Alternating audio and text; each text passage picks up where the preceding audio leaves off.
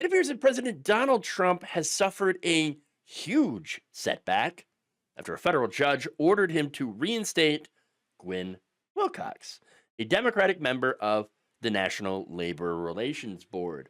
So Wilcox pictured here. I know immediately what the right wing would be saying about her. DEI. No, no. Okay, so I know they see black people as just DEI hires, right? But no, she's someone who is actually defending working people. You know, that whole idea that, oh no, Republicans, we're working out, working out, we're looking out for working people. No, you're not. You're looking out for billionaires. That's all you do. And that's what happened when you fired Gwynne. That's what happened when you got rid of the FTC commissioner, Lena Khan, who actually was going after these corporations. Okay. Uh, they don't care. They love billionaires. They serve billionaires because a lot of them are Elon Musk, Donald Trump, etc. The richest cabinet in history. So, anyway, Wilcox, when she was unjustly fired, filed a federal lawsuit. Okay. Now, this is along with General Counsel Jennifer Abruzzo.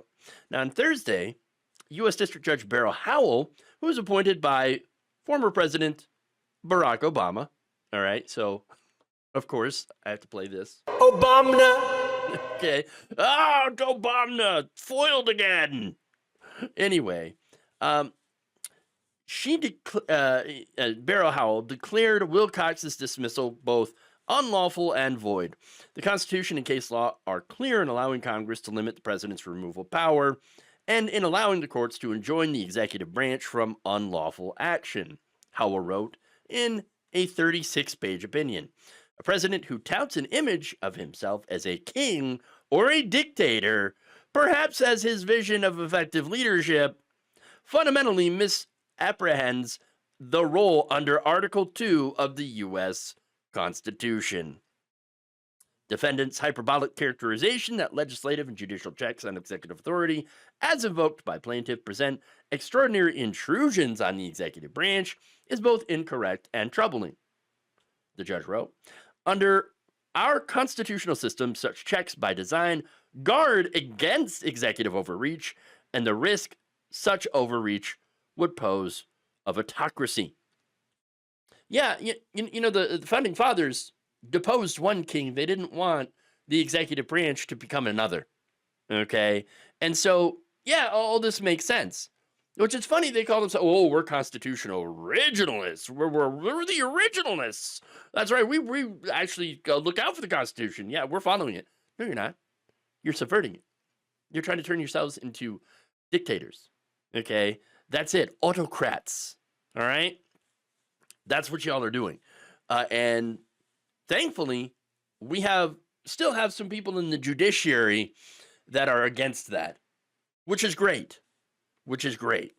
Now, in her takedown, the judge cited a February 19th social media post from the White House, which features the AI image of Donald Trump wearing a crown with text that states, "Long live the king." Oh, did that get used against you? Oh, weird. Wow, that's very strange. I love it when their own words and actions and posts come back to haunt them. Oh no! Yeah, I love it. It's great.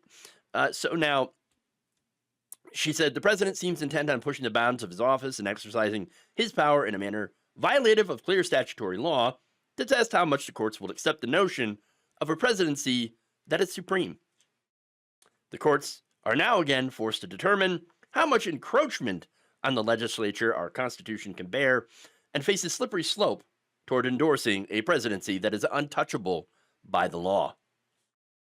Look, a lot of this can actually be laid at the feet of the Supreme Court, okay? To be fair, of the judiciary, because remember, they gave Donald Trump immunity from prosecution.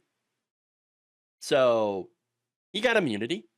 And of course, you also had other, people in the Justice Department, for example, Merrick Garland, that did not go after Trump the way that he should have, certainly took his time to bring those charges.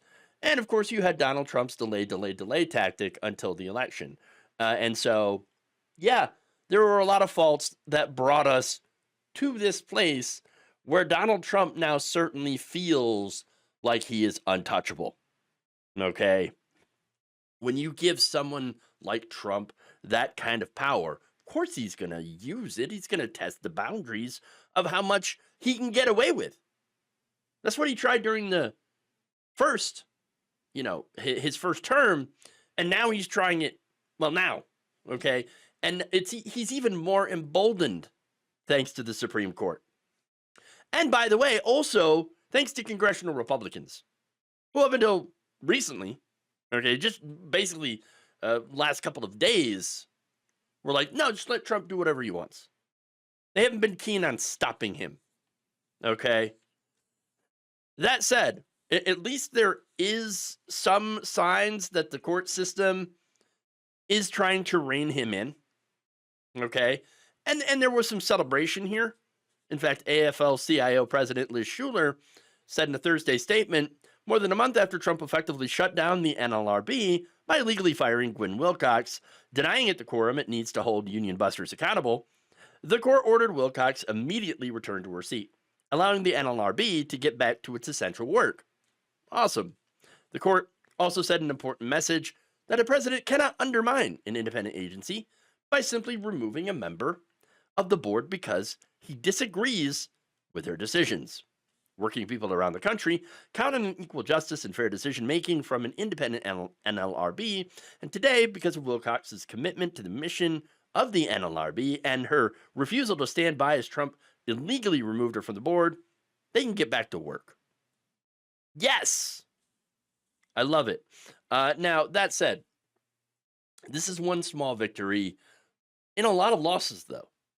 Now, look, Wilcox isn't the only federal worker that's challenged the president's power to fire people, okay? And it's amazing to think that that was not going to happen, considering how Trump made basically his career on firing people. You're fired. All right. I didn't think that he was going to do that. No, of course he was. All right. Now, Politico noted that on Thursday, a federal workplace watchdog fired by Trump at special counsel Hampton Dellinger dropped his legal bid to reclaim his post after a federal appeals court permitted his termination. So that's not good. Kathy Harris, a member of the Merit Systems Protection Board, which oversees the grievance process for many federal employees, is also resisting Trump's efforts to remove her and was reinstated last month by a federal judge. That case is likely going to go to the Supreme Court first. And then maybe Dellinger will be able to be on that case. I don't know. And this is also likely to go to the Supreme Court. So, look, that's why I'm kind of concerned. And I don't want to celebrate too much, even though these are small victories, right? It's still not done. The litigation will continue. This is going to likely end up in the conservative Supreme Court, okay? And they've been kind of mixed on some of their recent decisions, okay? So some of them did stop Donald Trump from doing what he wanted to do, and others did allow him to do what he wants to do. And so it could go either way. So I'm approaching this with a lot of caution, especially because it considers it's considering the labor board. I'm not exactly hopeful because they're never on the side of labor, but this also deals with presidential power. And so, I'm also concerned on that front because while the Supreme Court has given Trump a lot of power, they could give him more, but they might be resistant to it. I don't know which way it's going to go, guys. So I'm just being upfront and honest about this. That said, I'll take a small victory now, all right, just to continue to try to, keep the fight up, okay, to keep up the morale, because this is going to be a very long, very difficult 4 years, if not more, of fighting. And so, yeah, we got to take our victories where we can, take our W's, and, be able to be energized to continue the fight. Thank you for watching. If you enjoyed this video, please like, share, subscribe, hit the bell icon in order to get notified whenever a new video is released. And if you want to support independent, progressive media through this difficult time where it seems like everybody is shutting down, you can become a member on our YouTube page, you can become a subscriber on Facebook, or you can go to my Patreon. It's patreon.com/Jeff Waldorf. Thank you.